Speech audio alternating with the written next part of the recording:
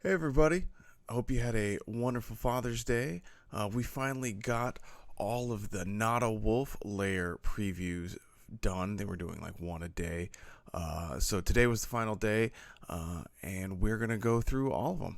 So without further ado, let's get into it.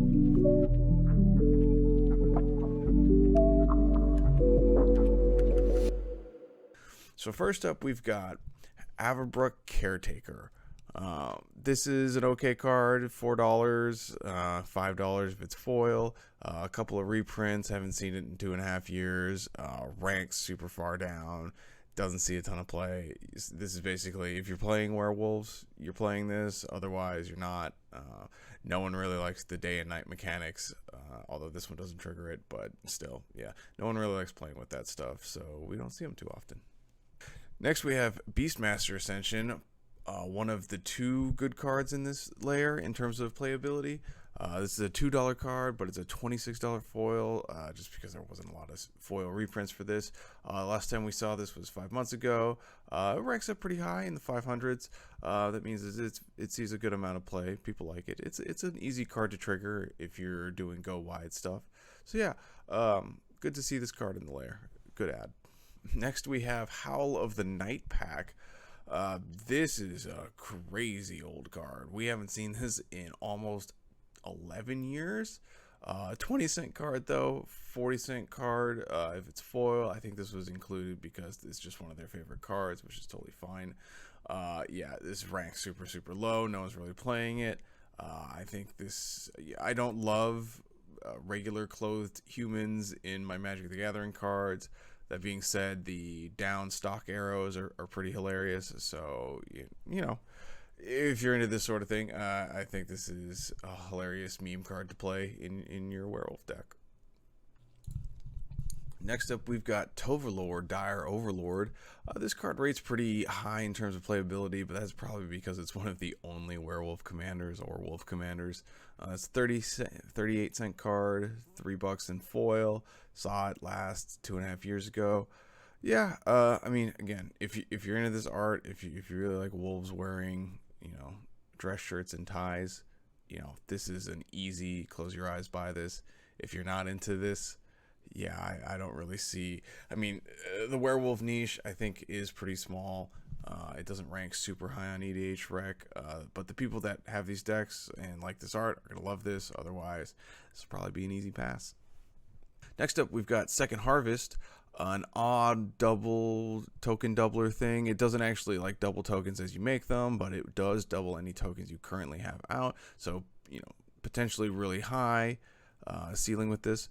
Foil is a $7.60. Non-foil is $5. We last saw it 7 months ago. I think it's a solid reprint. It's good to see something like this in the layer, but I don't know how much that's doing for us in terms of financial value. Finally, we have a wolf token. Yes, we did get an extra card in this layer. Obviously, it's worth nothing. We have hundreds of wolf tokens. But that doesn't mean this specific token won't be worth a lot. Obviously, the art is super kooky. I don't know how many people are going to be buying this layer. What we saw with the Myconids one, the fungus layer a while back, it had almost no financial value, but I think the token is still worth like $8 just because it was a super out there cool token. And since there wasn't a ton of supply, the little demand that's out there, does make that card $8. I could see, something similar happening with this layer and that kind of thing. I don't know how many people are going to be picking this up or like it, but, later down the line, having a wolf token like this is pretty neat. So I think this might be the actual hottest commodity in the layer, despite it not actually having any technical secondhand market value. It's also worth noting that for the preview video for this layer, there's one piece of art, which I'll show here, that wasn't featured in any of the cards. So maybe this is the back or a second token, or maybe this is the bonus card. Not really sure, but it could just be nothing. But there you have it. This art does exist. We saw a little screen grab of it, so maybe it's bonus, maybe it's nothing. So let's talk about the layer stats. Well, the foil prices are $41.81. which is all right. We've got that $26 Beastmasters Ascension foil really pulling a lot of weight here. So again, it's a scarcity foil play. We've seen it in a couple of the other layers. Don't be fooled by what this foil price is telling you. It's probably not going to be anywhere close to that, especially when you look at the non-foil price. There are only $12.26 worth of cards here.